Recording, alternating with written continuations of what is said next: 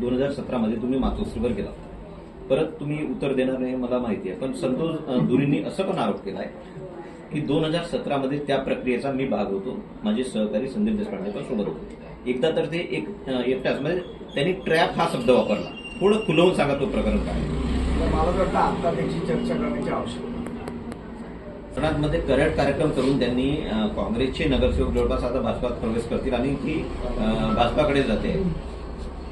मला वाटतं याची उत्तर त्या पक्षाने दिली पाहिजे आणि जनता म्हणून आपण हे प्रश्न विचारले पाहिजेत ना की ज्यांच्या एकमेकांच्या विरोधात तुम्ही लढला, तुम्ही एकमेक कसे बरोबर येतात, हा प्रश्न विचारलाच गेला पाहिजे. संतोष जे बोलताय त्याच्यामध्ये वारंवार एक प्रश्न असा येतो की निवडणूक प्रक्रिया आणि प्रचार प्रक्रिया या दोन्हीपासून तुम्हा दोघांना लांब ठेवा असे आदेश उद्धव ठाकरे यांनी दिले. यात किती तथ्य? मन मोकळं करा. आता मला असं वाटतं की माझं मन मोकळेपणानेच बोलतो, तुमच्याशी मोकळेपणाने मनात एक बाहेर एक ठेवत नाही. मला वाटतं संतोष दुरींचे जे आरोप आहेत त्या आरोपामध्ये किती खरं किती खोटं हे जे करतात आरोप त्यांना माहिती. मला अशा प्रकारे कोणी सांगितलेलं आठवत नाही. पण संदीपजी तुम्ही एकंदरीत येत आहे की संतोष दुरींच्या पक्ष प्रवेशानंतर तुम्ही एकीकडे म्हणजे अंतर आलं असं त्यांचं म्हणणं होतं. संतोष दुरींचं काल जे म्हणणं होतं ते माझ्यामध्ये आणि आता संदीप देशपांडेमध्ये अंतर आलंय मैत्रीमध्ये. मुळात मनसैनिकांनी आता असं ठरवलंय संतोष दुरी भाजपामध्ये गेले म्हणजे संदीप देशपांडे भाजपच्या वाटेवर, असं त्यांनी मनोमन ठरवलं. माध्यमांमध्ये बातम्या आल्या त्याचा आधार असू शकतो, पण एकंदरीतच मनसैनिकांनी पण अशी आता धारणा केलेली दिसते. बऱ्याच मनसैनिकांसोबत माझं बोलणं झालंय, त्यांची मनधारणा अशी झाली आहे की संदीप देशपांडे पण काही दिवसाचे सहकारी आहेत. त्यांची कोणाची काय धारणा, कोणी काय करावी त्याच्यात मला असं वाटतं त्यांची धारणा करण्यामध्ये आपल्या सगळ्यांचा खूप सिंहाचा वाटा आहे.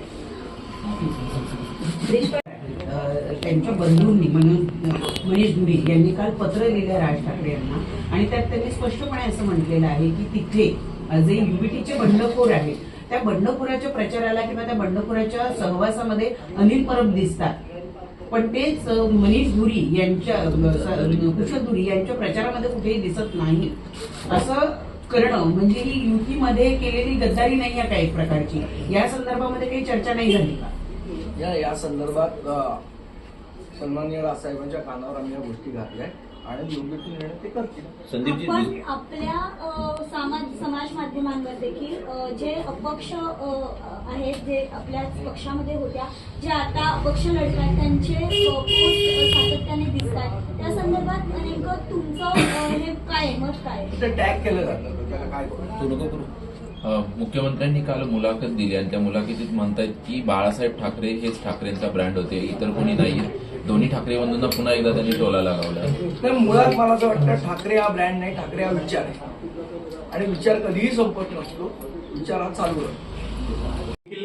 अनेकांकडनं आपण समजून घेतलंय 53 जागा अवघ्या मनसेला मिळाल्या, त्यात किती जागा निवडून येतील असं तुम्हाला वाटतं आणि ज्या दिल्यात त्या समाधानकारक आहेत का? नाही, असं आहे की मी तुम्हाला म्हटलं आता चर्चा जागा वाटपाची चर्चा, त्याच्यात किती जागा मिळाल्या, या बरोबर मिळाल्या का चुकीच्या मिळाल्या, या चर्चेत कशाला जायचं?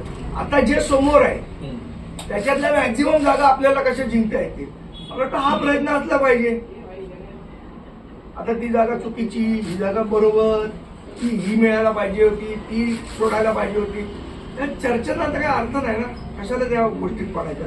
आता जे आपल्याकडे आहे त्यातनं चांगला आउटपुट कसा द्यायचा, त्याचा सगळ्या महाराष्ट्र सैनिकांनी विचार केला पाहिजे. आता जे सिच्युएशन आहे हे 5-6 दिवस राहिलेले आहे मतदान आणि त्यावेळेला या सगळ्या कुरघुरी पुढे येणं, रोज पक्षाला एकेका व्यक्तीची गळती लागणं, सातत्यानं जे नेतृत्व आत्ताच्या घडीला आहे राज ठाकरेंच्या आजूबाजूला त्यांच्यावर आरोप होणं हा प्रत्येक निवडणुकीचा भाग असतो असं म्हणायचं का? कारण ज्या पद्धतीनं, कारण असं नाहीये की काल परवा लोक आले पक्षात आणि आज ते गेले.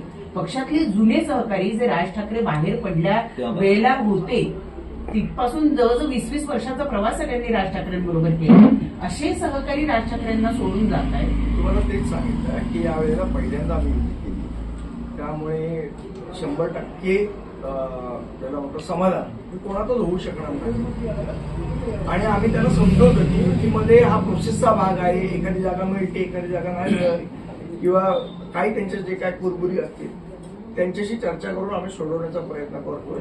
जे समजतात ते काम त्यांची समजतात जाते. देशपांडे साहेब